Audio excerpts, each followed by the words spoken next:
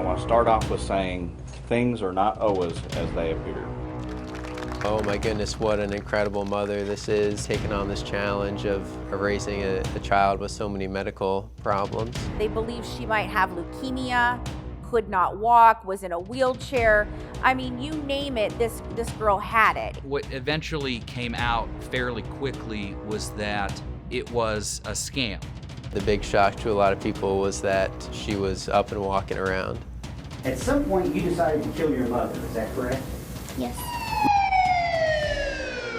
Dee Dee Blanchard had been stabbed multiple times in the back. Very brutal, extremely brutal, and almost a severing of her head.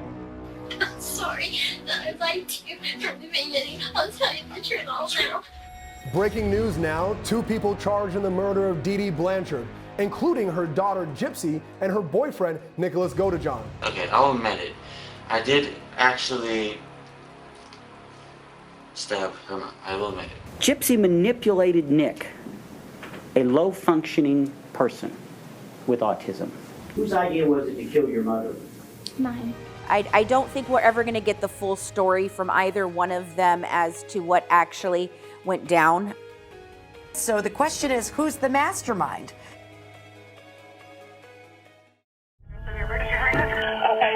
Your wife is in a bar. You said she's unresponsive. This is what he's going to tell you. How to get out of that situation. And I grabbed the gun. Trying to find the first place to put a body. No, sir. The only thing they could do was kill him. You want to say anything?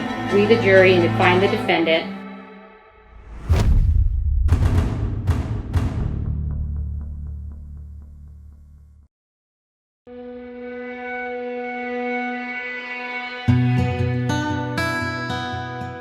I think, we live here in a generous community, Springfield, that likes to look out for one another. A community that opened its heart to Dee Dee Blanchard and her daughter Gypsy. She had moved here after Hurricane Katrina, had this daughter Gypsy who had all kinds of medical issues. They believe she might have leukemia, that she was asthmatic, that she had seizures. She had ear problems, eye problems. She was paralyzed from the waist down, could not walk, was in a wheelchair.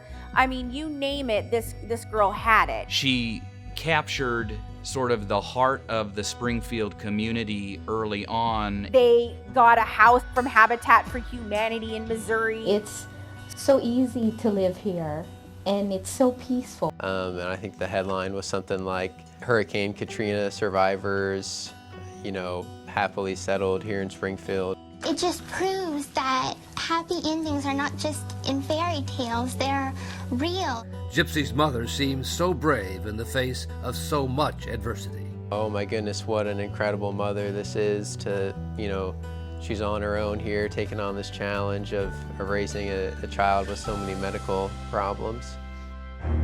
But then, on a warm summer night in Springfield, just after midnight, the home built for Dee Dee Blanchard and her daughter Gypsy became the scene of a brutal crime.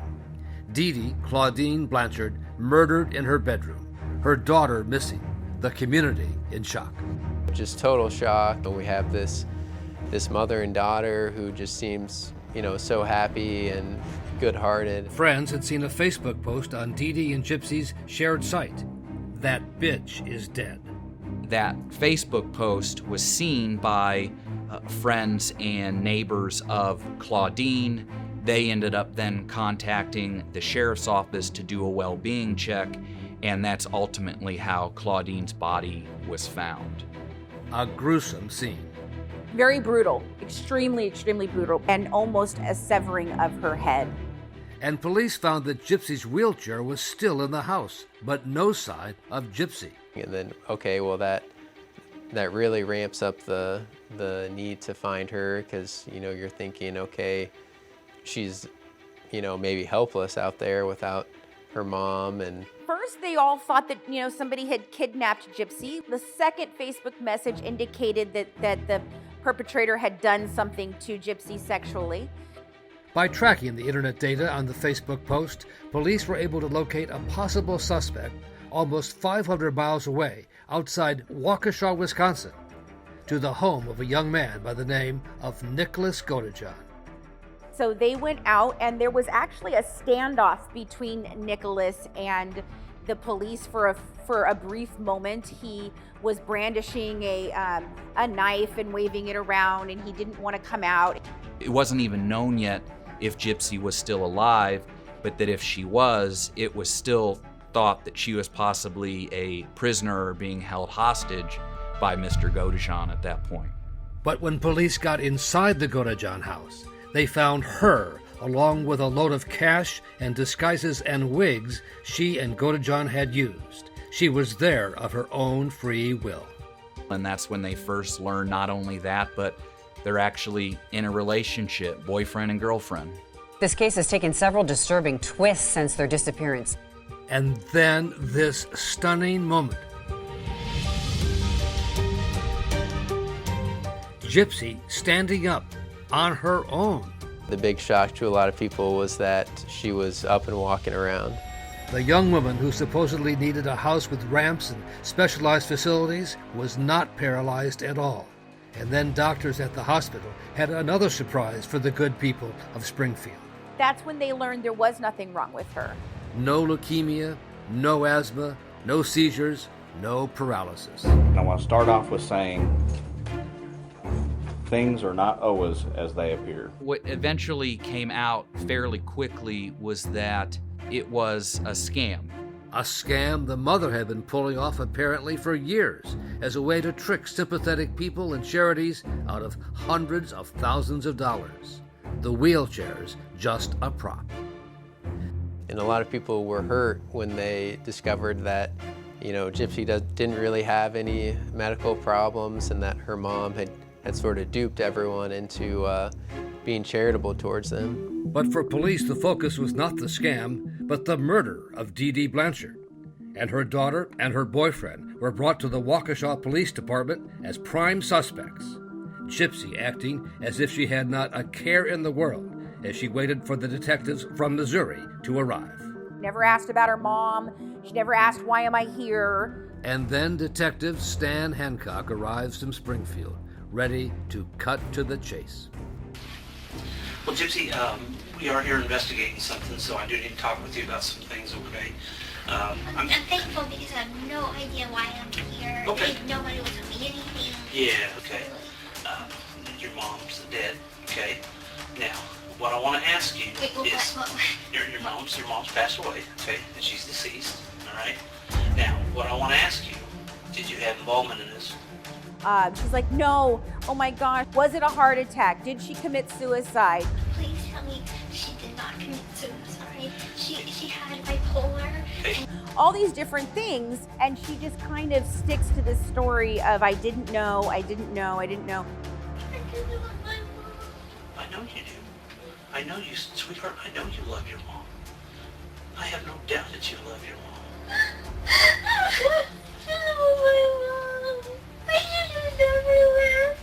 I should have never. Good. Listen to me, okay? I know you love your mom. And don't you think your mom loves you? Don't you think your mom just is worried about you? Loves you? Okay? But we gotta get down to the bottom of why. Okay? I honestly didn't do anything to my mama. Who did?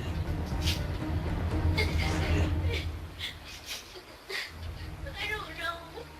But that was a lie, like most of her life.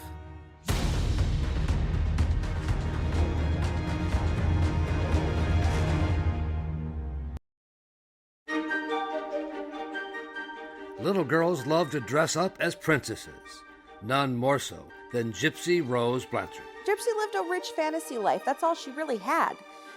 That fantasy life became the key to understanding Gypsy, the key for Detective Stan Hancock to unravel Gypsy's lies about her role in the murder of her mother, Dee Dee. Sweetheart, do you really want to dig yourself? You're digging yourself deeper. No, seriously, I would never hurt her. Listen to me, okay? I don't play around with that, okay? I'm not gonna play around with this, okay? I didn't do anything. They realized quite early, before they even walked into the the room that, you know, that she had her wits about her. She's not a stupid girl by any means.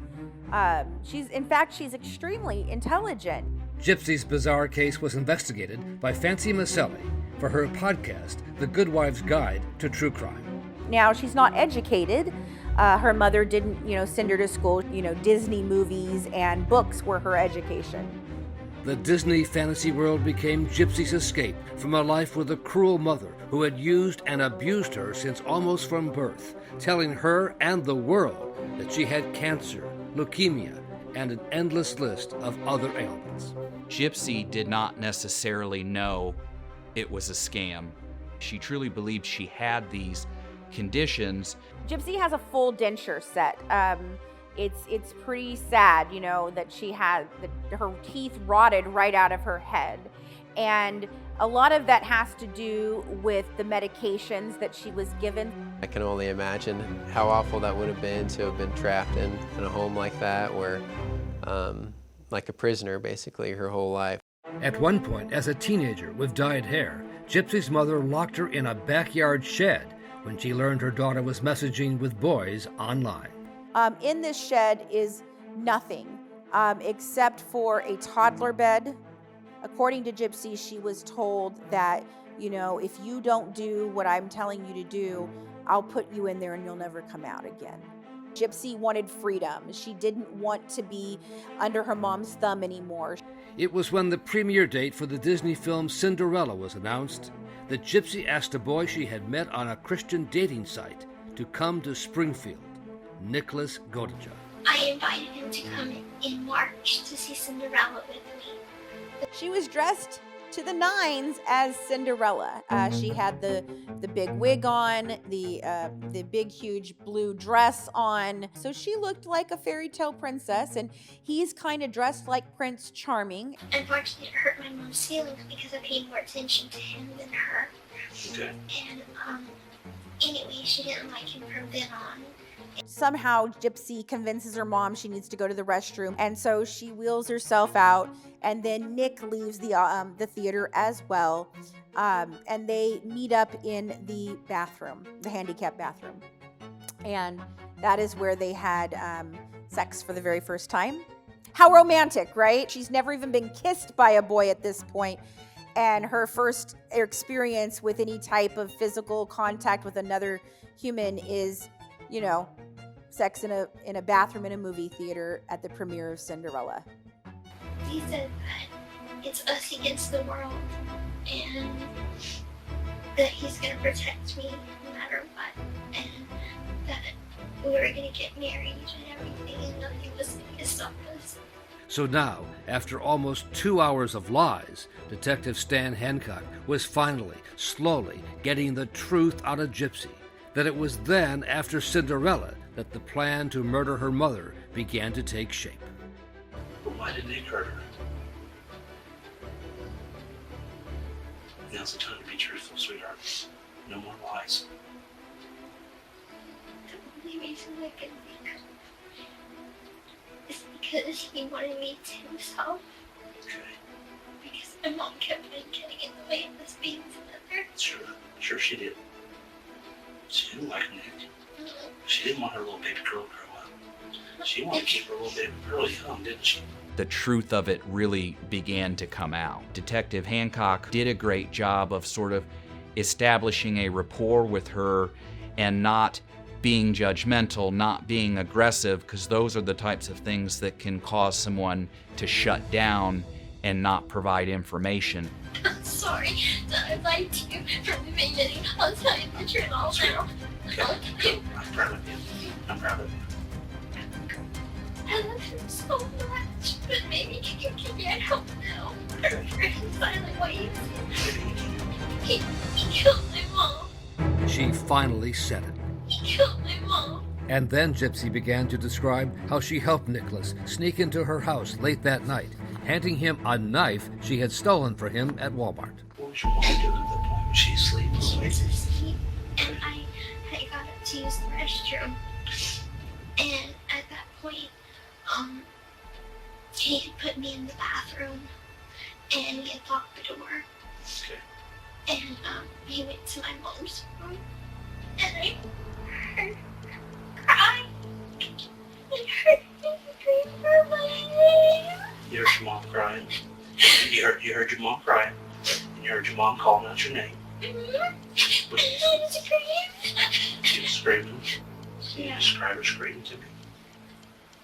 I know that's an awkward question, Startled. but okay. And then she kept screaming louder and louder. And then she had said, Gypsy, Gypsy. I think I knew what he was doing. At that point, you knew what he was doing. I knew what he was doing. And your mom was hollering at you for you. But I was too afraid to go because I was afraid he'd do the same to me.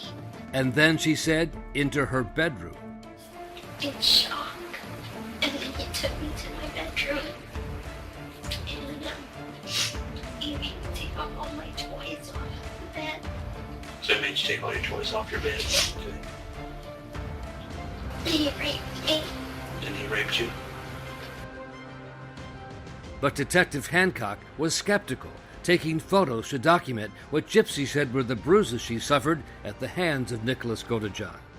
As babyish as she sounded and often acted, Detective Hancock realized he was talking with a young woman who was a practiced liar. She's calculating, she is manipulative, and these are all things that are created by what her mother taught her and did. I'm asking you to direct and straight. You don't think he's going to tell me that you had anything to do with your mom's killing? And this is the time to be honest, because like I told you, walk out that door. He has a romantic notion of us doing everything together as a team, but I didn't want this. I wanted my mom and him to...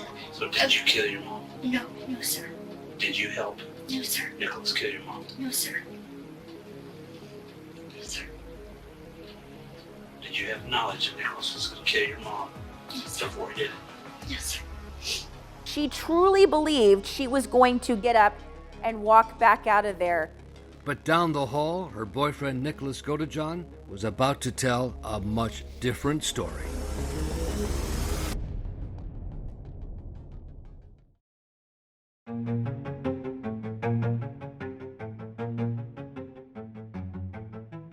I don't think we're ever going to get the full story from either one of them as to what actually went down. Gypsy Rose Blanchard and Nicholas Godejohn, two very challenged people. Gypsy trying to break away from a cruel mother. Absolutely, she was a victim. I mean, all the way through, she is a victim. Nicholas, socially awkward but looking for love. We came to learn he did have autism, in that he was living at home with his parents and was primarily had this entire life and personality that was lived exclusively online. And as they went into hiding after the murder of Gypsy's mother, staying in this motel, waiting for a bus to take them to his home in Wisconsin, the two lovebirds cooked up a plan to avoid getting caught. Mr. Godejohn thought he was going to get away with it. They had planned to mail the murder weapon and a glove from Springfield back to Mr. Godejohn's house prior to getting on the bus. Before they ultimately left, they had come up with a pre-planned story for what to say should they be caught and asked what happened. Hello. You've been here a long time waiting on me to get here? Oh my gosh, have I ever done? It did not take long for Mr. Godejohn to abandon the pre-planned story that he just sort of stole Gypsy in the middle of the night. Detective Angela Mahoney played on the young man's feelings for Gypsy to get him to implicate her. And you love her? Oh, do I ever? You love her a lot? I was bummed my eyes out waiting for this moment to where I can talk to you. Okay. Because I was so worried about her. So, do you want to do the right thing by Gypsy if you love her? Well, the truth is I worship her, so I know you there's do. no way I wouldn't do it on her. I know. I would think for her. I know you do. I believe you do. but this is the point where you're going to prove whether you do or not, okay? When me and you talk. Okay. Okay? Because it's not fair. It's not fair to Gypsy for her to be honest and you to lie, okay? So what I want to know is can you tell me this first? Did Gypsy know that you were going to kill her mother? Honestly, she asked me to. Okay. So Gypsy knew you were going to do it because Gypsy asked you to. Yes. Why did she ask you to do that?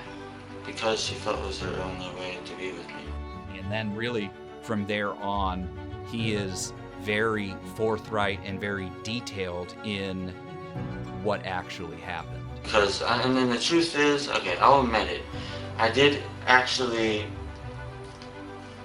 stab her mom. I will admit it. I know. Okay. Filling in the grisly details of what happened that night in Dee Dee's bedroom as he stabbed her. Do you know how many times you stabbed her? 4. You stabbed her 4? Yeah, 4 times. The autopsy of Dee Dee Blanchard would show she was actually stabbed 17 times, her head nearly severed. And then she called up for Gypsy, but Gypsy didn't do anything. Okay. She hollered for Gypsy. Yes. Did she holler for Gypsy once, twice, 5 times? 3 times. 3 times? And what was she saying? Can you tell me how she said it? She pretty much yelped it. Yelped it? Yeah, she was like, Gypsy! Okay. Yeah, she was loud. And what did you do when she did that? It didn't stop me from keep on going. Okay, you just kept stabbing her? Yeah. And then they begin a cleanup procedure where actually he asks Gypsy to clean naked. That was his request because that was something that turned him on, cleaning up this murder scene while she's naked. And then she wanted to have sex with me, so I did. Okay, she wanted to have sex with you? Yes. Okay. But down the hall, Gypsy had already told detectives that Nicholas forced himself on her. He raped me. And he raped you? And detectives soon recognized that Nicholas Godejohn had serious issues. That he had 2 people inside his head, one good, one evil. The one who actually did all this, the thing is, the good side of me, originally refused to do it. Okay. And that's the reason why it was instant that it happened right away. Okay. Because my evil side is what actually did it. Okay. An evil side with a name, Victor. So Victor is one of the characters that Nicholas made up. He's his evil side, and he claims that he is a 500-year-old vampire who enjoys killing. You just got angry. More than one person inside me. There's actually multiple personalities of myself. Have you been diagnosed with that? I probably should be diagnosed with it because it happens. The thing is, I used to take medication because I used to hear voices in my head. Right. Well, you seem like a pretty honorable person, and you love Gypsy, so, I mean... Well, that's the thing. I admitted to it. The thing is, me and Gypsy have cried multiple times. Together over this? Yes. Okay. And I've told her this will haunt me for the rest of my life because it's the truth. It will.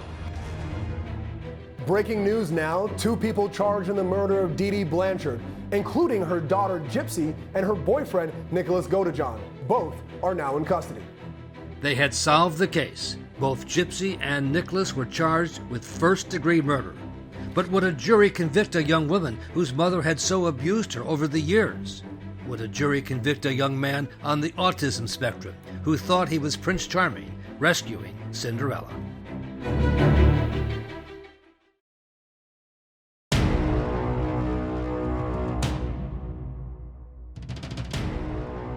This is a tragic event surrounded by mystery and public deception. Gypsy fell through every crack possible. The family was suspicious. They knew things were wrong, and they did nothing. Doctors knew things were wrong, and they did nothing. As the sad tale of Gypsy Blanchard's childhood abuse became widely known, It is just horrifying to think that this could go on for 20, 3 years. Prosecutors in Missouri had a big decision to make about the 2 suspects sitting in the Greene County, Missouri jail. You have the person, someone who actually physically carried out the murder that we have to charge. Nicholas Godejohn. But then also a co-participant that may have not, in this case, physically wielded the knife. Gypsy Rose Blanchard. But was just as involved in the murder that we also had to charge. But given all that Gypsy had been through at the hands of a cruel and abusive mother, prosecutors feared a jury might have excused what she did. Due to that long-term abuse that she had already suffered, that ultimately she ended up pleading to second-degree murder with a 10-year sentence in prison, with the possibility of parole in just a few years. But there was no talk of going that easy on Nicholas Godejohn, even though a first-degree murder charge was going to be difficult to prove. There was the misconception that what Mr. Godejohn did was sort of this act of chivalry, that he did it to save Gypsy from this situation. That was going to be a challenge to overcome. And then ultimately overcoming the defense, the fact that Mr. Godejohn did have autism. May it please the court. Yes. Outside of Claudine Blanchard's bedroom door stood the defendant, dressed in all black, wearing blue latex gloves, holding a knife. For the defendant, he was in love with Gypsy Blanchard, Claudine's daughter. And as he stood there, the only thing that stood between him being with Gypsy was Claudine. The key for the prosecution was to show that Godejohn, looking much heavier since his arrest, had the mental capacity to make his own decisions, autism or not. And so it really came down to this autism that Mr. Godejohn had. He had 2 thoughts. A benevolent thought that he described as an angel on one shoulder that said, just take Gypsy and run, and a malevolent thought, a devil on the other shoulder that said, the bitch is dead. Yes, this was Gypsy's idea, but the defendant on June 10th was ready to kill. And prosecutor Nathan Chetman showed the jury some of the text messages that Nicholas sent to Gypsy. Is your mom a light sleeper? It's my evil side doing it.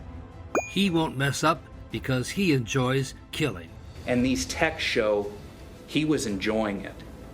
He was looking forward to it. He was excited about it. As the prosecutor made the case against him, Nicholas Godejohn seemed disengaged, one of the known affects of autism.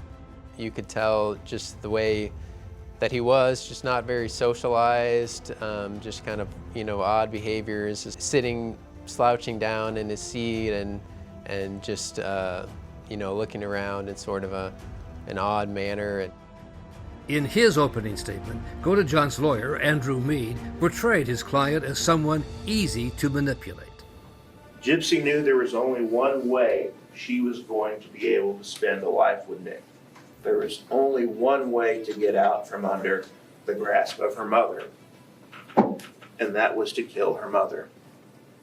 Nick was happy to do whatever Gypsy wanted. He was always compliant. You're going to hear testimony about Nick's autism. He has a low IQ.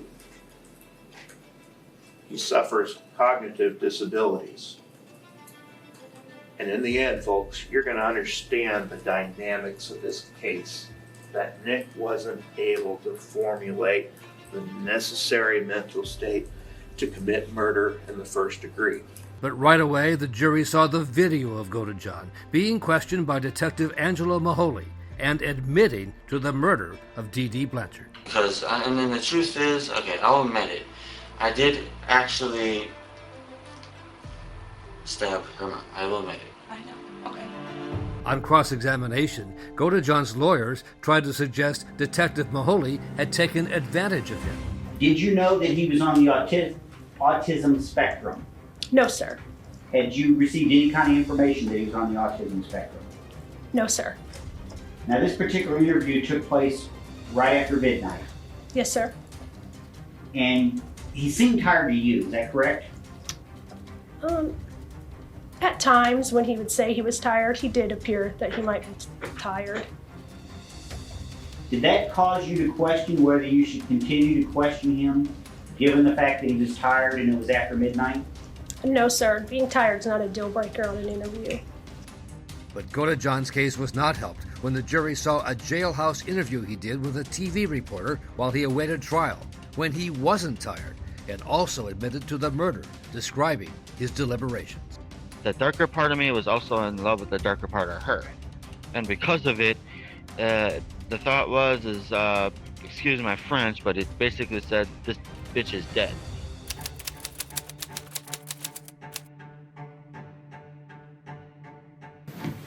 Mr. Perry, do you have a witness you wish to call? Gypsy Blanchard, Judge. Gypsy was called by the defense, not the prosecution. She was to be their star witness, trying to save her prince, starting with a scathing denunciation of her mother. Why were you in a wheelchair in June of 2015? Because my mother forced me to be in one. Was there a time between when you first were put in a wheelchair and June of 2015 that you figured out that you really didn't need to be in a wheelchair? Yes. When was that? I always knew that I didn't need the wheelchair. And how did you know that? Because I could walk. It was testimony the prosecution knew could be a game changer. We all knew she was somewhat of a sympathetic figure at that point, and there was a concern that that would potentially create a situation where a jury may again think that Mr. Godejohn did what he did to save Gypsy from these awful conditions that she was in fact in. What illnesses did you believe you had? Cancer, muscular dystrophy. I needed glasses. I needed hearing aids. Seizure disorder.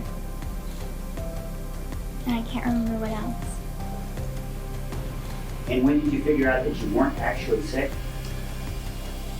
I started to piece things together when I was about 19 years old. Then I didn't understand the full extent of how healthy I was until after I got arrested. Why did you not tell doctors that you knew you could walk or you didn't believe yourself to be ill during the time that you were doing this? I didn't think that anyone would believe me. I thought they would eventually tell my mom, and that would make my home life even worse for me. I feared her more than I feared anyone else. And Gypsy testified she paid for everything. Bus fare, motels, even the murder weapon was the knife she stole from Walmart. She also admitted that she, not Godejohn, posted the Facebook messages. Why would you make that post claiming to be Nick? I wanted her to be found. I wanted the cops to find her body. Godejohn stared intently as his one-time girlfriend did her best to save him. Gosh, it looked like he was looking directly through her. You could tell she was terrified. When you see the pictures of Gypsy and Dee Dee together, she just looks like a little child, with oftentimes wearing a little hat.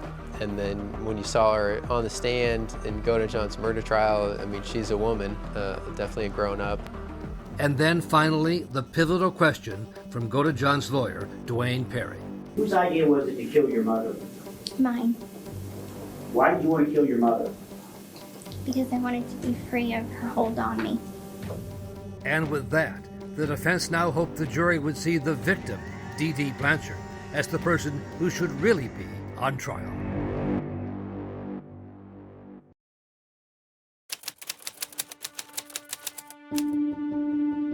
Now, I have never seen facts quite like this. Autism becomes a big factor here. The mental capacity issue is really where this lies. So the question is, who's the mastermind?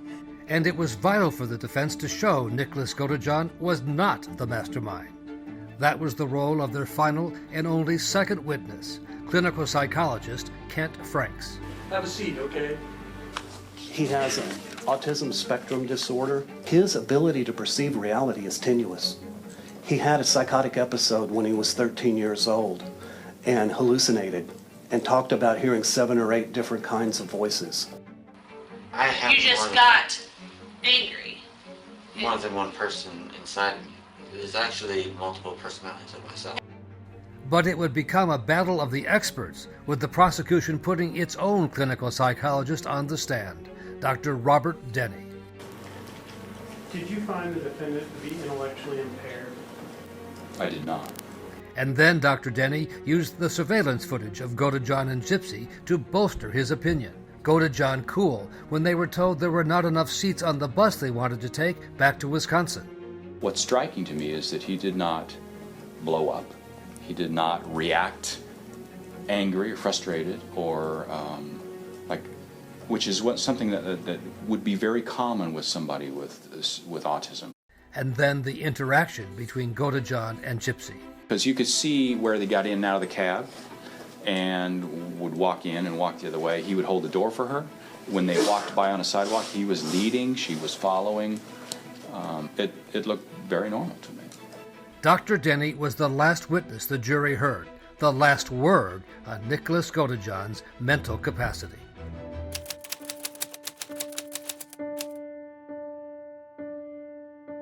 There's been another obvious presence here throughout this trial. Prosecutor Nathan Chapman knew it was essential to get the jury's focus off Gypsy and the abuse she suffered at the hands of her mother, the victim. If we're not careful, there can be a tendency to let Gypsy's narrative overshadow what we're really here to decide. Because all along, flying under the radar, coolly, deliberately, was the defendant, Nicholas Godejohn.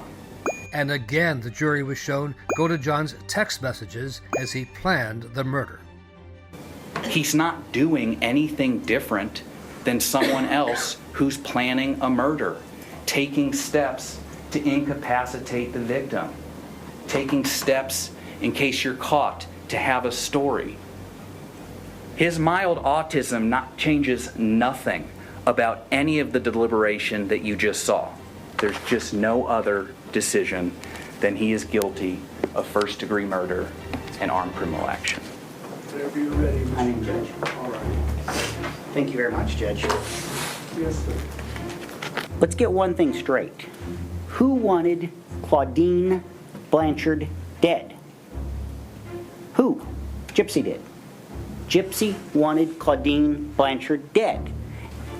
She is fully capable of deception because that's how she lived her life. She was trained that way by her own mother.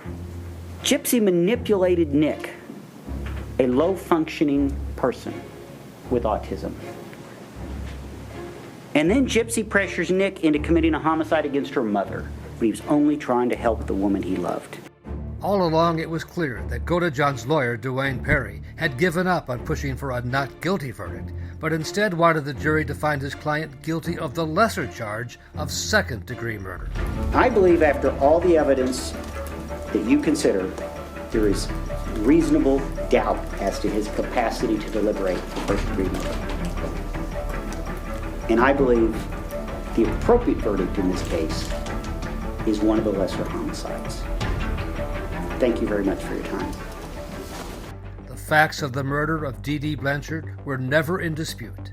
The 17 stab wounds, the knife Gypsy stole for him to use, and Nicholas Godejohn admitting to it on video. And then the truth is, okay, I'll admit it. I did actually stab her mom. I will admit it. So the jury was not expected to be out for long. The main decision that they had to make was if he had the capacity, if Mr. Godejohn had the capacity to deliberate, then he was guilty of first-degree murder. If he did not, then he was guilty of second-degree murder. And the difference would mean how long Nicholas Godejohn would go to prison. A first-degree murder is life without parole.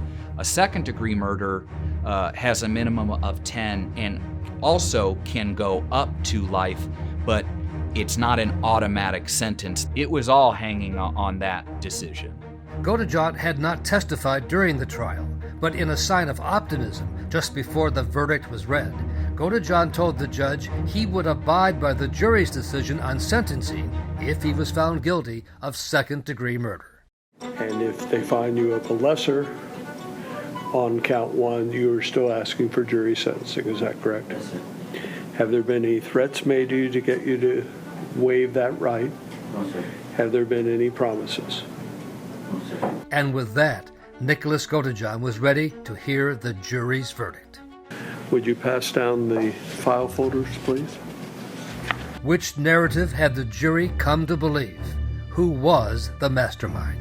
Gypsy manipulated Nick, a low-functioning person with autism. Whose idea was it to kill your mother? Mine. His mild autism changes nothing. As to count one, we, the jury, find the defendant, Nicholas Godejohn, guilty of murder in the first degree. We assess and declare the punishment for murder in the first degree at imprisonment for life without the possibility of probation or parole. The autism defense did not work. While Gypsy will be eligible for parole in the next few years, Nicholas will spend the rest of his life behind bars. The bottom line is he still stabbed an individual, regardless of who it was, 17 times. And he, by the evidence in the trial, enjoyed doing that. And I believe that justice was very much served in keeping him out of the community for as long as we possibly could. I don't think there is justice in this case. I think that everyone is broken and there's not a way to really put the pieces back together. A grim ending to what started as an abused child's longing for a Cinderella fairy tale. It just proves that happy endings are not just in fairy tales, they're real. Not on this day, not in this courtroom.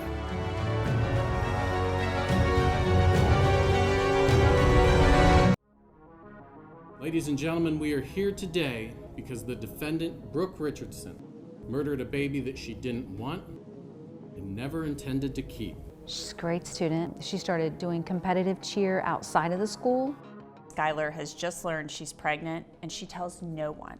Nobody knows about this. Sometime when her mother, father, and brother were asleep, Skyler delivers a baby girl. She names her daughter Annabelle.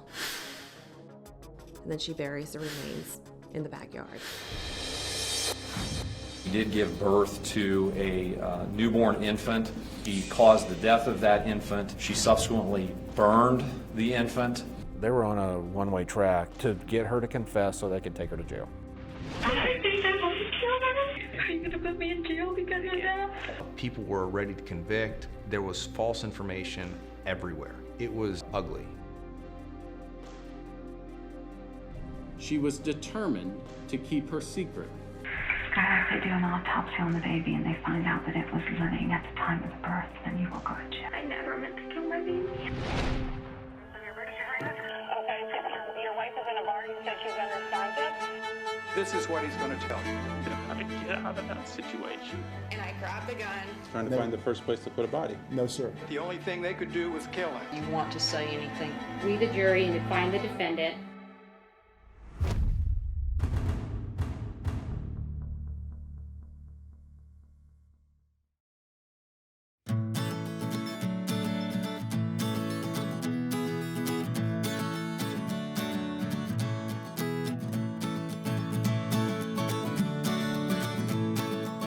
Small town USA, it's a pretty tight-knit community. Carlisle is in the southwest corner of Ohio. It's a town of subdivision. A lot of people that grow up in Carlisle don't leave. A little bit of rural on the outskirts and not really large. This is where the Richardson family lives in Carlisle. Kim, son Jackson, Scott, and their daughter Skyler. She's a great student, National Junior Honor Society. She started doing competitive cheer outside of the school. That's what she really enjoyed. She's just a peacemaker. Yeah, peacemaker. By all appearances, she was happy-go-lucky. But appearances, as always, can be deceiving. I noticed she was constantly looking at herself in the mirror. She was counting every calorie that she ate. The day that she said she couldn't get a pack of gum because it had 5 calories per piece, that really hit home. Her eating disorder defines her. We had taken her to several different places. We tried several different things. It was extremely frustrating. She did not develop at all, mentally or physically. She stayed frozen in that 12-year-old body.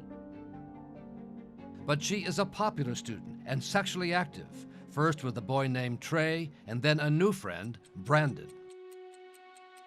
In the spring, I noticed that they were getting very close, and that's when I had encouraged her to get on the pill. That's when I made her appointment for her to go to the doctor. I went with her. I sat in the lobby. She went back by herself. When she came out, I could tell that she had been crying, but I wouldn't say that she was horribly shaking or upset. I could just tell that she'd been crying. She kept everything a secret. She always has. Skyler's secret this time is a big one. She is 8 months pregnant, weeks away from giving birth. Skyler did not want to have to deal with her mother's wrath during her pregnancy and thought that she could get through school and then tell her mom that she was pregnant and then have a normal delivery process. I absolutely had no idea. I just thought that she'd gained weight. Skyler believed that she had time. Most teenagers are naive. They put out of mind what they think they can do the next day or the next week, and they just live in that moment. And her high school senior prom was just 9 days away. Skyler was very excited about prom, to be going with Brandon. First time she had had someone that she really cared about to go to prom with. We always go out to a little shop in Columbus. They have a great selection of dresses. She knew she wanted red. She hadn't had a red one before. It had a lace corset in the back. She loved it. But Skyler's mom is worried she has put on weight and might not fit in the dress.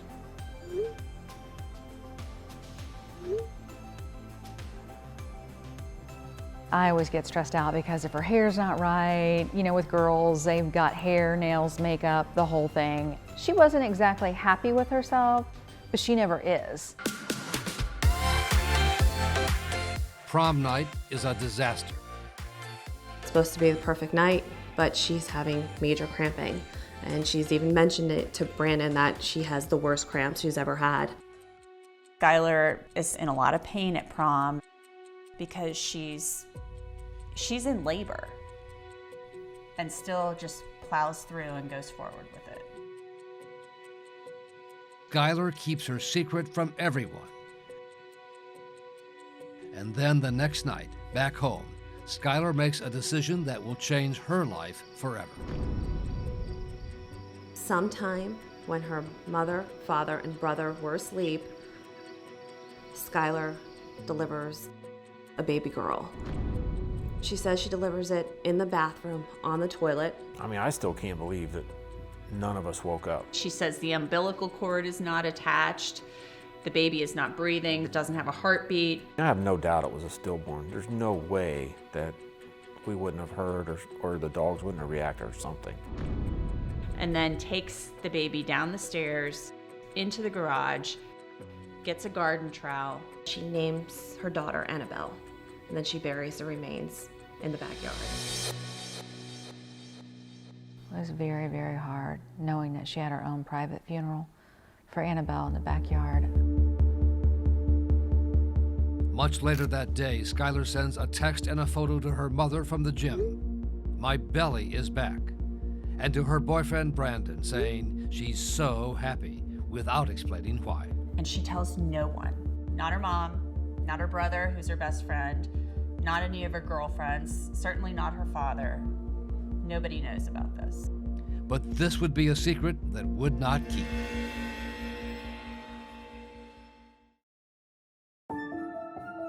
Two months after burying baby Annabelle in her backyard, Skyler returned to the doctor's office for more birth control pills, where of course she was asked what happened to the baby. Skyler Richardson had gone there for a follow-up appointment and told the doctors while she was there that she had delivered a baby that was not breathing and that she had subsequently buried her in the residence of her backyard. The Warren County Sheriff's Office begins to investigate. You can have a seat right there on the other side, and we'll come in just a couple minutes, okay? Skyler is brought by her father to the police station for questioning by Detectives John Fain and Katie Gee. As I was driving up there, I thought there might be some other explanation, or probably something happened other than there was truly going to be the remains of a newborn infant in the backyard of the residence. I said, can I be in there with her? He said, no, she's 18, we have to talk to her alone. I said, does she need an attorney? Oh, absolutely not, she's not in any trouble. Naively thinking that, why would a police officer lie to you? But Detective Fain begins by giving Skyler her Miranda rights. Can you read this part out loud for me, just that last paragraph? I have read the statement of my rights and I fully understand what my rights are. I do not want a lawyer at this time and am willing to speak with law enforcement officers. If you're okay, then just sign right there.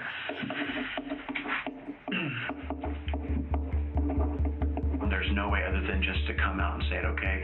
We got a call from the doctor's office. Now Skyler knows her secret is out. My parents are going to kill me. I didn't want to tell them. I didn't want to tell them at all. I still don't really want to tell them, but now they're going to know. Without prompting, she says she did not harm her baby, something she will repeat more than a dozen times. I didn't kill Joe. Oh, we're not saying anything like that. That's not why you're here today. We're not saying that. Did you say her? Okay, it was a girl. What do you do then? I stayed there with her for a little bit. I tried to see if maybe she'd wake up, but I had to bury her. And I think am I going to be in trouble for that? I know it wasn't For right. trying to see if she could breathe, and then I had to bury her. Why do you decide you have to bury her? I couldn't tell anybody. Because you hadn't told anybody and you still didn't want to tell Is anybody? that really bad? I didn't. I loved her. I didn't mean any harm to her. It's not for us to say. Are you going to put me in jail because of that? No, I'm not. That's not why I'm here today, to try to put you in jail. We're still just trying to find out what happened, okay? Did you know where you would bury her? I just wanted to bury her in my backyard so we could put flowers on her. Okay. At this point, had no idea what was going on. Can I talk to my parents? In just a minute, but I've got to step out just real quick and I'm take not a phone going to call stay the out. night. Oh, honey, you just take a deep breath, okay? I'm gonna stay in here with you, okay? Detective Vane finally comes out and tells us sort of a synopsis of what happens. We're in shock. I just checked out. I couldn't feel my body. I have very little memory of what transpired. Just be honest, what's going to happen? I don't know, okay? I'm in here observing. Jail? No. You're not going to jail today. No. No, and I'm not going to. Just relax, okay? Listen, just relax, okay? I don't want to go to jail. I know you don't. Just relax, I don't have to go to jail, though, right? Listen, I understand that you're sorry, and I understand that you're upset, and I understand that you didn't want this to happen, okay? Just take some deep breaths, okay? Things will be okay. I don't have to go to jail? You're not going to jail. Okay, we're not taking you to jail today. You're not going to jail, okay? So just... What's the worst that's going to happen? Honey, I don't know. This isn't my case, okay? He's talking. He just wants to get some things straightened up so that we can figure out exactly what happened. Are you being 100% honest with us? Okay. I just want everybody to believe me because I don't want to be in trouble. I understand. He says you can go back and talk to her. Doesn't tell us that we're on camera being recorded.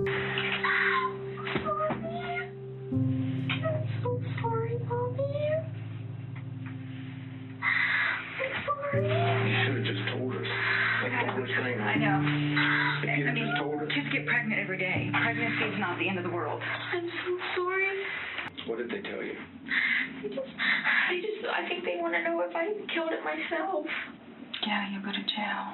I didn't, though. Can you imagine the absolute horror that we just went through, not knowing what's going on? Yes, I'm sorry. No, we can't fix this. There's If nothing you go to we can jail, do. it's in the papers. It's everywhere. The neighbors have already called me, and I know she was telling me that they're digging up stuff in her backyard. You're going to be on the news, though. Please, you're supposed to support me. I didn't. Skyler, I am supportive, but I'm just saying. Tell you guys. Honey, that is wrong. I know, but I didn't kill her. Skyler, if they do an autopsy on the baby and they find out that it was living at the time of the birth, then you will go to jail. I know I will. The Richardsons' backyard is now a crime scene. It was a nightmare. They had drones over our house. The news people camped out all night.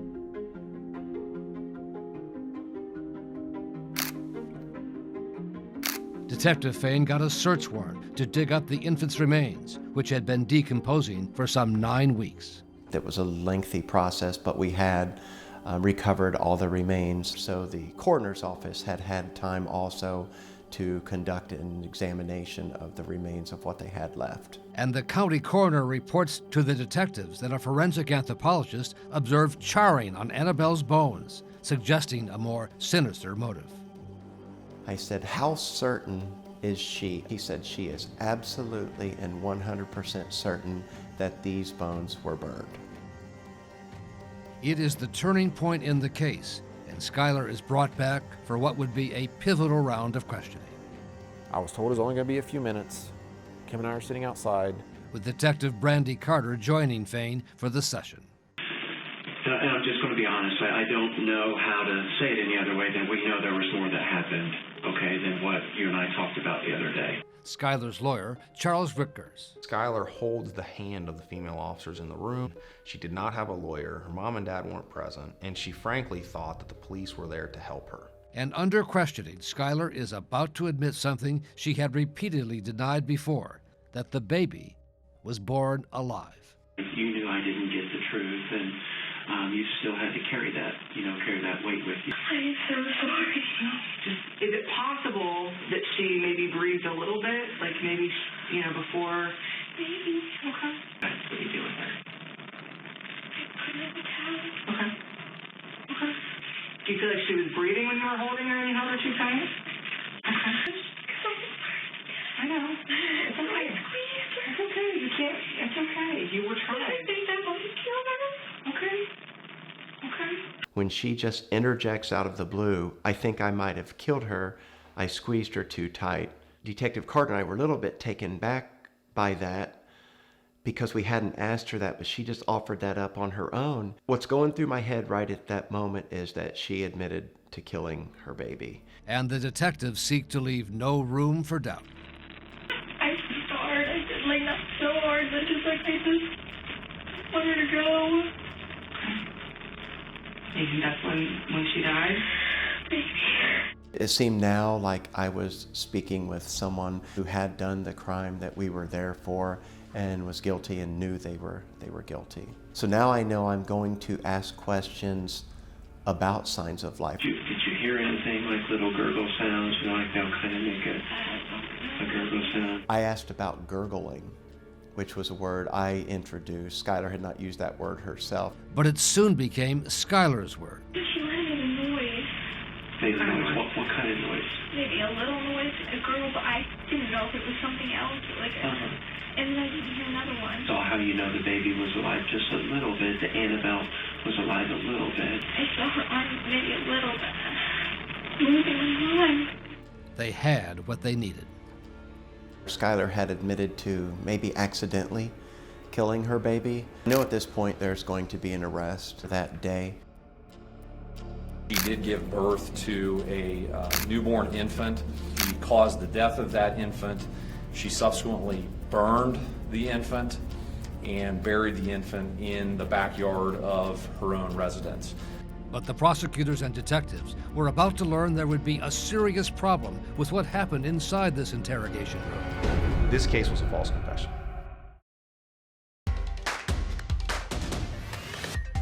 Good morning, everybody, and welcome to Law&Crime. 20-year-old Brooke Skyler Richardson is facing aggravated murder, manslaughter, child endangerment, tampering with evidence, and abuse of a corpse charges in connection with the death of her baby, Annabelle. It became a news media feeding frenzy, known as the case of the high school cheerleader baby killer. You're describing a spoiled, self-entitled teenager who was more worried about vanity than keeping the life of a baby alive. That sounds really horrible. Those are your words. It took the life out of Skyler to hear those people say all those horrible things about That she her knew wasn't that true. she knew wasn't true. And much of the public outrage grew out of the allegation that Skyler Richardson had burned the remains of her baby daughter. That's when we find out how bad this has gotten. The details were so horrific. Did she not just kill her infant, but she burned the remains? The burning issue is what caused the prosecutor to indict Skyler for an aggravated murder. And again, it was something that Skyler seems to admit in her second interrogation with Detectives Fain and Carter, after first repeatedly denying anything to do with burning. Tell me about the fire. What fire? It seemed to be a genuinely surprised reaction when we asked about the fire. There's some evidence to show that there was some burning on her. Did you burn her? I promise on anything I didn't burn her. My dad has lots of bonfires, but I didn't burn her. There was some charring and stuff on some of her bones, so. I didn't burn her.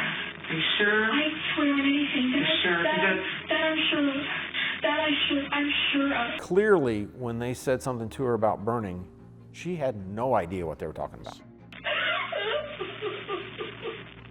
Skyler was sobbing almost uncontrollably, and the detectives continued to press her on the burning because just before they began the interrogation, the county coroner had told Lieutenant Fain that was the finding of their forensic anthropologist, Dr. Elizabeth Murray.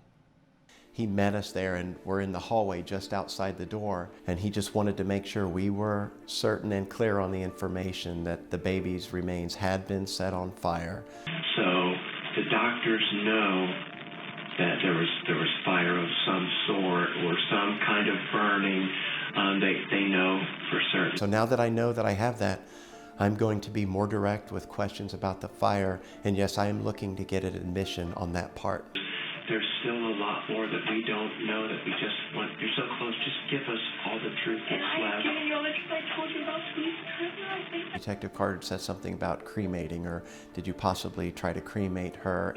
So I wonder if maybe it just was one of those things where you just thought, well, maybe I can do this, and because I think like a cremation, like I'm gonna have some ashes that I can keep of my daughter and keep them. At one point, Skyler finally said, "I think I might have tried to cremate her a little bit."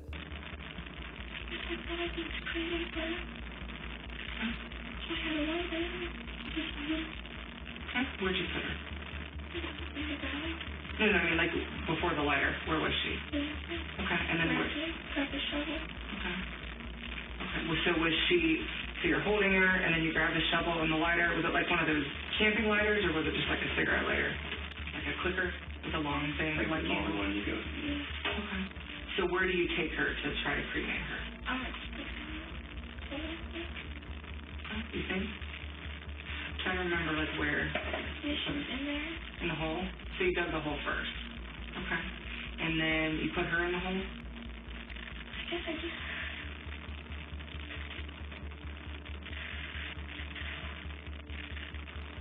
Part of the remains, like did you start like at the bottom, at the top?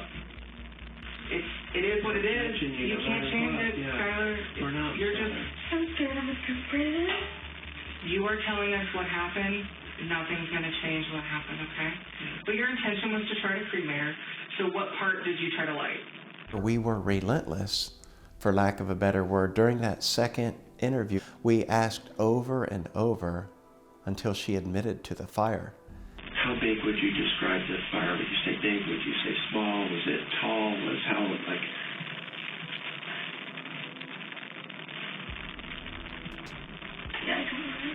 How far up did it go? Like, was it like shin? Like, you know, if you want to use like your forearm, was it like this far up? Was it this far up? Do you know how far up the fire went?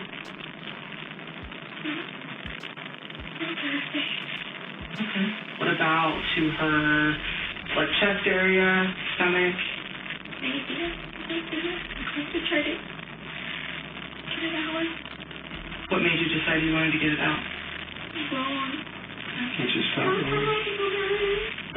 There was only one problem with this tearful confession of a burning baby, as detectives would later learn.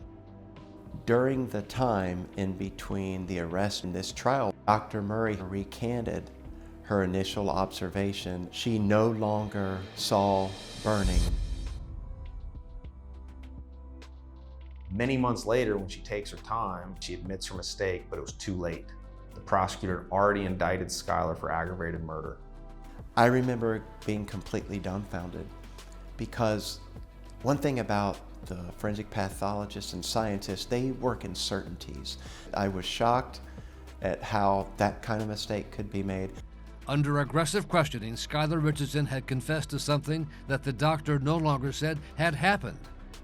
And without Dr. Murray allegedly being so certain, we never would have done that. I thought this could blow this case for us, and at a minimum, make it an uphill battle for the prosecutors. Yet, even with serious questions about whether Skyler Richardson had been coerced into making a false confession, prosecutors were confident they had the evidence to convict her at trial.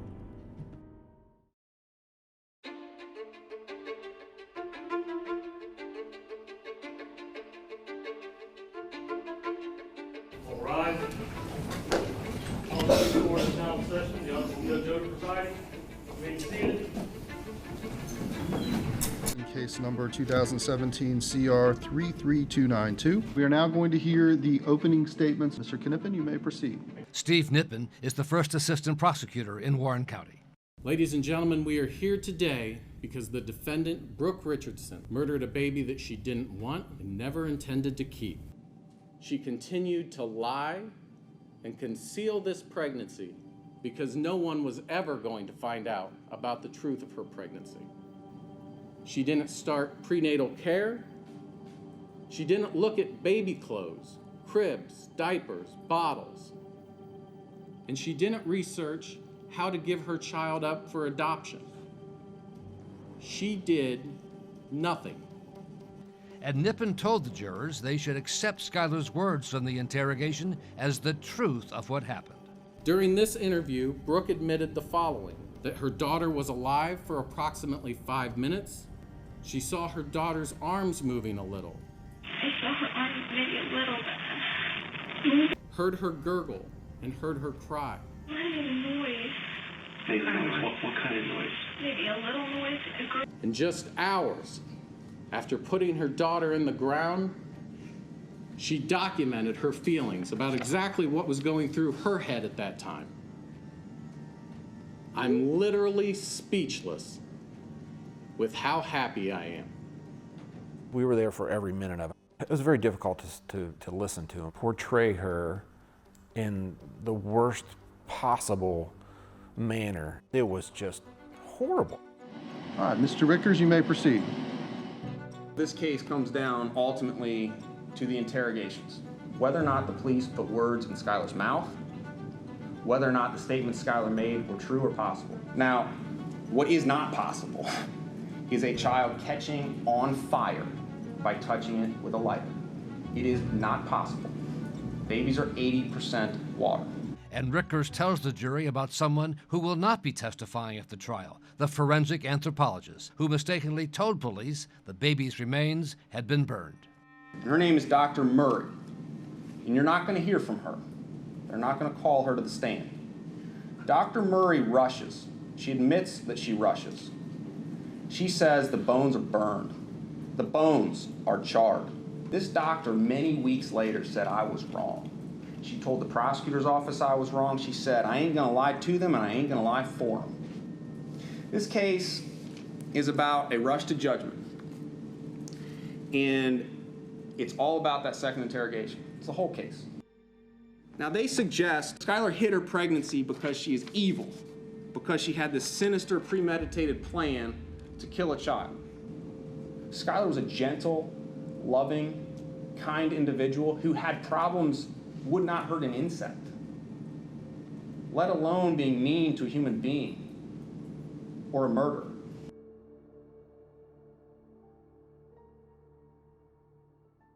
When the prosecution called Skyler's boyfriend, Brandon, to testify, he invoked an Ohio law that courtroom cameras could not show his face. I want to direct your attention to May 7th at 10:54 a.m. And would you agree that's you saying, "Good morning, beautiful babe"? Yes. And she responds back, "Good morning, my amazing boy"? Yeah. When she responded back, "Good morning, my amazing boy," at 10:42 a.m., did you know that she had just buried a baby several hours prior? No. And her response to you at 11:45:11 on May 7th is, "I'll tell you all about it later, but last night was just like the worst ever, and I didn't go to sleep till 5:30. But I feel so much better this morning. I'm happy." Did you have any idea at that time what she was referring to when she said it was the worst night ever? No. At some point, you did start questioning her about who the father was. Do you recall that? And she responded back, "That guy, Trey, I used to date, who I never talk about. I'm so sorry for lying and for not telling you in the first place. I am so sorry. Please forgive me eventually. I'm so sorry." At your age, it had to have been pretty hard learning everything that was going on and knowing that all of that had been kept from you. Yeah.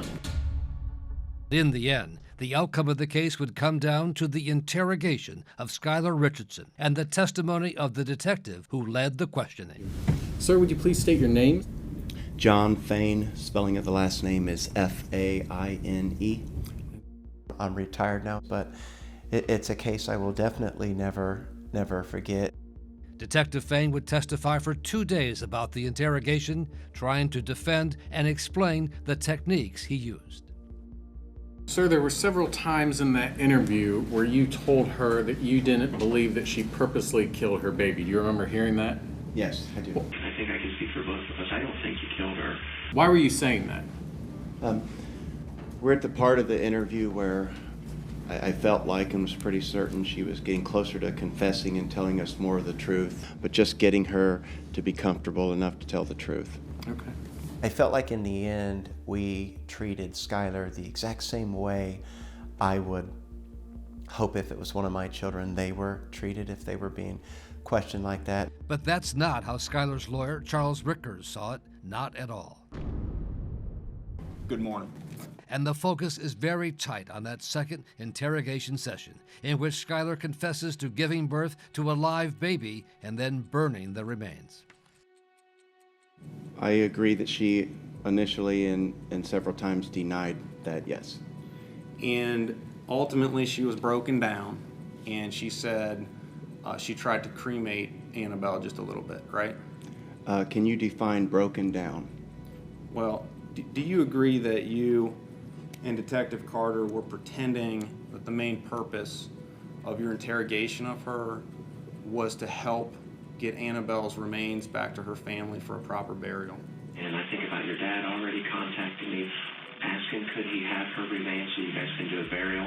And I feel awful, but none of that can happen because the investigation just keeps going and going because we don't have the truth yet. Would I agree that that was my main purpose? That that's what you led Skyler to believe? I know we alluded to that. I can't say I necessarily agree that that was, we made it clear to her that that was our main purpose, but that was certainly one of the things that we hoped we would be able to accomplish. The word cremate was used multiple times by you and Detective Carter before Skyler gave you the word back, is that correct? Yes, the word was used by all three of us, yes. So where do you take her to try to cremate her? But your intention was to try to cremate her. I wondered, well, maybe she was going to try to cremate her. And you and Detective Carter used that theme, cremation, multiple times before she used that word, is that correct? No, I guess I wouldn't say used a theme. The word was used, but I'm not sure what you mean by creating a theme. I guess I don't feel like I had a theme that I was trying to create. But yes, I will agree I used that word several times as well as Detective Carter. After you started to talk about this supposed cremation, you talked about needing to put out this fire, correct? You remember that? Yes, sir. What about someone seeing it? Were you worried about someone seeing a fire back there at that time of the night? You wondered if you'd need water to put out the fire, right? Are you sure you didn't use any water? Yes, sir. Lieutenant Fain, babies are 80% water, are they not? I do not know the exact percentage, but it sounds accurate. I know at least 75. More than adults? Yes, sir. Unlike a number of false confessions, we had something in this case that we could prove was scientifically impossible. But like the fire, issue, you and Detective Carter refused to accept that Annabelle was dead upon delivery. Is that true? Refused to accept that she was dead upon birth? Yeah, you denied Skyler those statements that she'd repeatedly made, 29 plus times.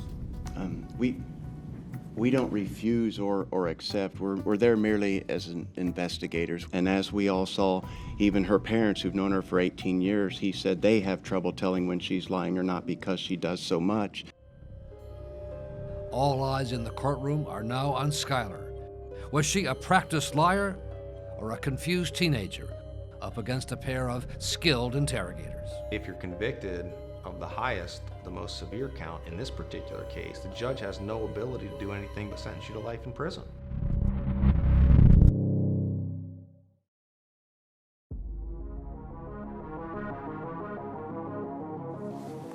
Ladies and gentlemen, shortly after murdering her daughter and placing her lifeless body in the dirt behind their home, Brooke Richardson sent 2 elated text messages to her mother that both contain the phrase, "My belly is back.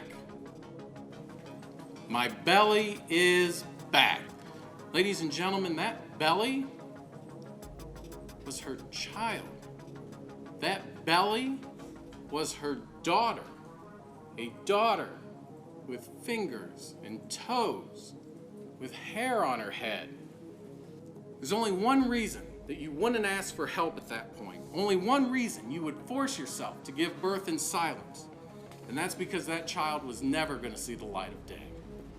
Any mother in that situation, if they believe that their baby is in trouble, if they believe that their baby is in danger, would be begging for help. What does Brooke do? Nothing. If you want to know how she truly felt about her daughter after just putting her in the ground, what was her reaction before she was ever charged, before she ever spoke with the police? Back when she thought she got away with everything, how did she feel? I'm literally speechless with how happy I am. We were very worried that Skyler would deteriorate throughout the trial process, just the mere stress of the situation. She would just check out. She made it a conscious effort not to show. That was the Charlie, they told her, you just need to keep your head up, look straight ahead. And she did her damnedest to do it. Her lawyer, Charles Rickers, now asking the jury to consider why the prosecution stuck by its story that the baby had been burned. Why'd they do it? Why would they come in here and tell all of us that this cremation and fire should be trusted? Why'd they do it? If they knew, they know. They know it's not possible. We all know. Our common sense tells us it's not possible. Science tells us it's not possible. Because they know that if you have reason to doubt what Skyler said about cremation and burning, then you have reason to doubt the other things she said that the detectives told her to say about signs of life. Well, we know in this case the odds are actually 0 that you can light a baby or a human being on fire with a lighter. It is impossible. If you have reason to doubt the burning, you have reason to doubt the signs of life. That addressed the most serious counts: aggravated murder, involuntary manslaughter, and child endangerment. The 4th count for the jury to decide was abuse of a corpse. And it is still a very serious felony. A conviction on that would label Skyler a felon. Women who kill their children, we've read about it, we've heard about it, throw them in dumpsters. They try to distance themselves from the body, throw them away in trash cans, like towels. Skyler named her child. She put her in a gravesite that she could see from her bedroom window and kept her close, put flowers on her grave and marked the grave. You have to fight for Skyler. And this is the hardest part of any case, and that's passing the burden of Skyler on you. I trust you'll find her not guilty. The jury of 7 women and 5 men begin their deliberations just before noon. When you're waiting for a verdict, there is no way to properly prepare anyone for that feeling. It is the most intense moment of your life. She's either going to prison for the rest of her life or she's going home. The jury deliberates 4 hours. I think we were all shocked by how quickly it came back. Families start piling in the gallery.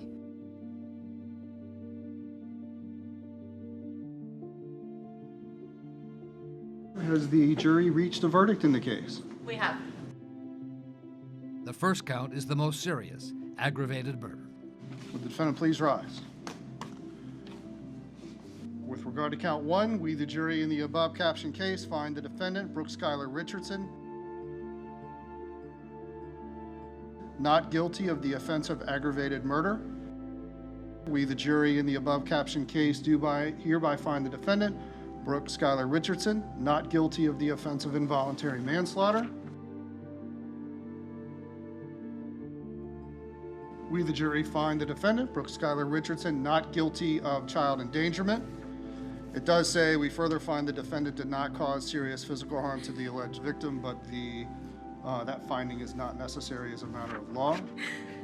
Verdict form number 4, we, the jury in the above captioned case, find the defendant, Brooke Skyler Richardson, guilty of the offense of abuse of a corpse.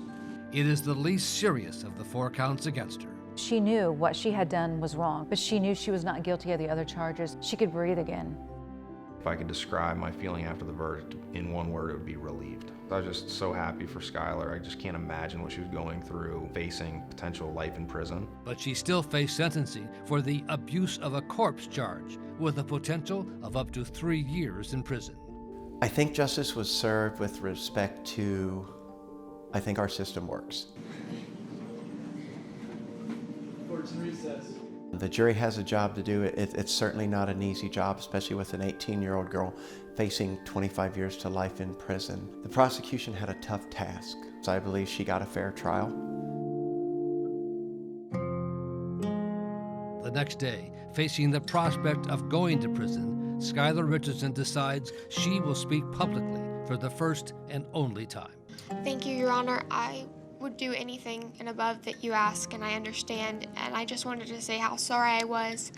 I can sometimes be selfish, but I would like to think that I've become better in the knowledge that I've upset everyone and hurt so many people with what I've done, and I'm forever sorry, and I'm so sorry. I'm really, really sorry, and I understand, and thank you. You know, I have a daughter about your age, Ms. Richardson, and I have a granddaughter about the age that Annabelle would be right now.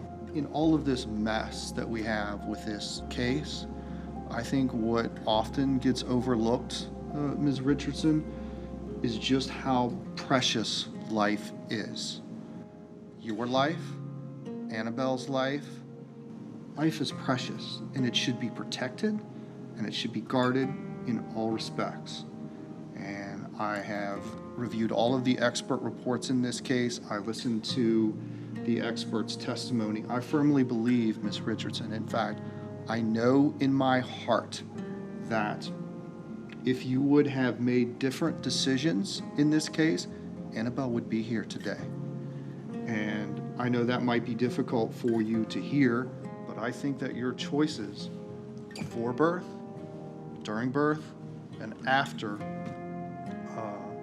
show a grotesque disregard for life. But after the harsh lecture, a light sentence. I'm going to place you on 3 years of basic supervision, which means that you are going to be going home today. But there was one more decision for the judge to make. The Richardson family would like to bring closure for Annabelle and give her an eternal resting place. So we would request that you give the Richardson family Annabelle. Mr. Richardson, do I have your word that those remains are going to be buried properly? Absolutely, sir.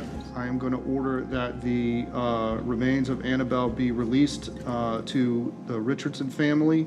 I am going to hold Mr. Richardson to the promise that he made here today, and if he does not keep that promise, he will answer to me in that regard. Good luck to you. We are in recess.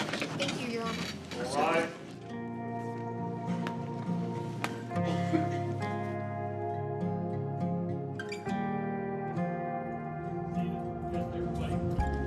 Skyler Richardson has now enrolled in college and is receiving treatment for her eating disorder. She and Brandon are no longer a couple.